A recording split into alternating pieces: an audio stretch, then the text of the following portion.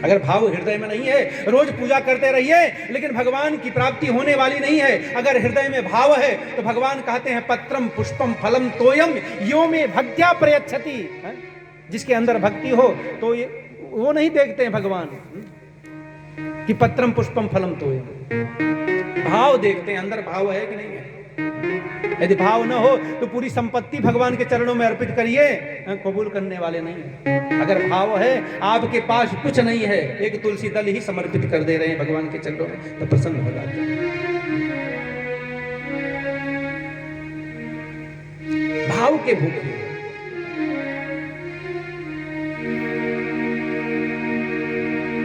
तो भाव होना चाहिए अंतःकरण में, तभी भगवान की प्राप्ति होती है।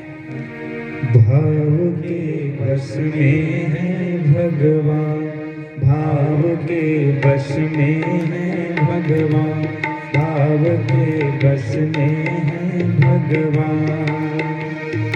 भाव बिना सब साधन झूठा, भाव बिना सब साधन झूठा, बिरथा सकल विधान। भाव के बस में है भगवान, भाव के बस में है भगवान।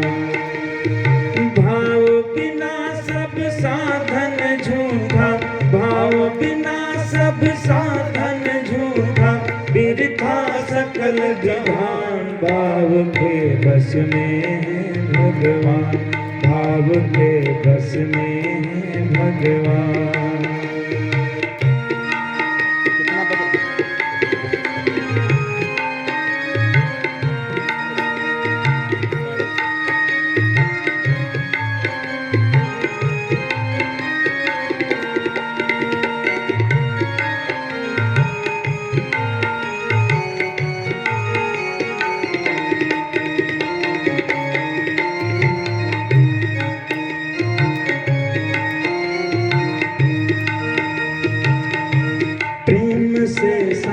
सवेरे प्रभु को जो भी पुकारे, तो फौरन आके भगवान भक्त का काज संवारे।